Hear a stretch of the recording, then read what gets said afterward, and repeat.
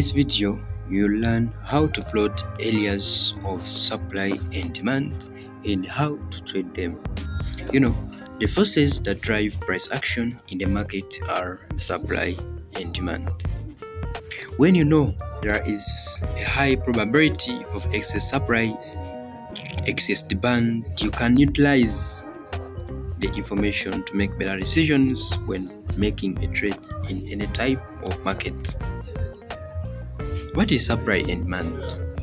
Supply and demand can be seen as a strategy to understand the zones in which you can look to enter into trades. I'm going to show you how to plot supply and demand zones, how to trade them, start with the different methods of identifying plotting areas of supply and demand. The easiest zone to spot is when you have an obvious change in the direction of the trend. Right?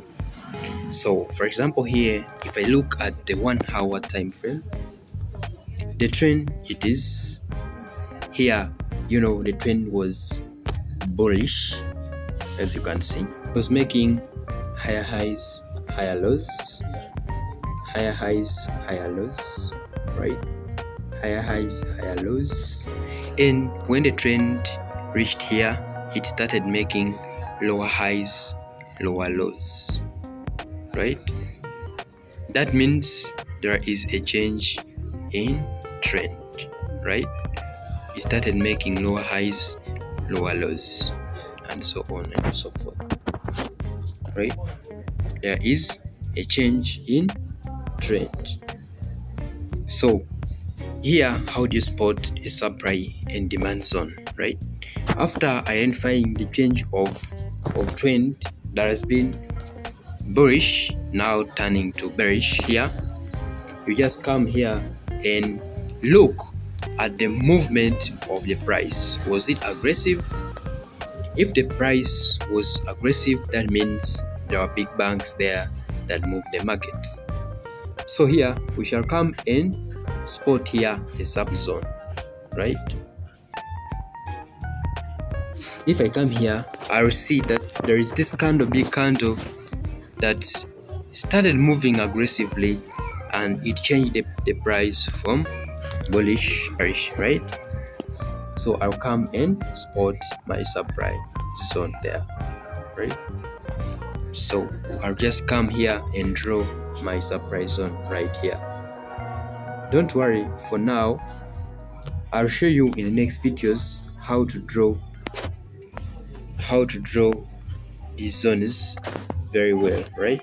But for now, first understand how to spot these zones correctly, right? If you understand how to spot these zones, in the next videos we shall learn how to draw these zones, supply and demand zones, very well, right? So after drawing your supply zone, here you shall wait for the market to come and tap on your supply zone, then you wait for confirmation to enter the market. The next method to look for an area where price has been trading sideways, then dramatically shoots away from that range, right? Let me show you an example. Let me go to gold XAU USD. Now, for example, here the price has been trading in the range, right?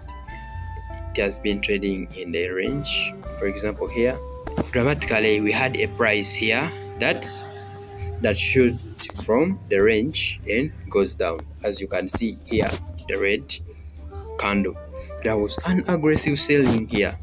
That means you patiently come and draw your supply zone right there and wait for the price to come and test this supply zone, right? And if your price tests the supply zone, you wait for confirmation and enter the market, right? The third method is to look for areas of indecision roughly halfway through a strong downtrend for supply and demand.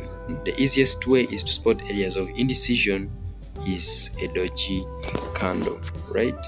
Okay, now for the demand zones, to identify the demand zones, we shall first identify the direction of the trend. For example, if it is in the uptrend here, you just come and see the aggressive move, for example here, and draw your demand zone here.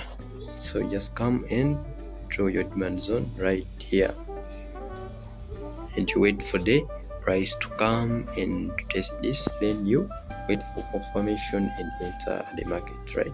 So you can also see other examples, right? You can also see other examples. For example here, as you see this market, it was trending, then it left our zone here, so we had to draw our demand zone there.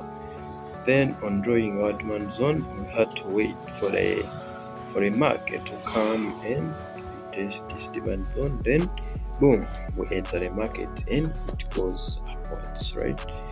So that's how you can identify and trade supply and demand zones. So don't forget to subscribe if you've liked this video, and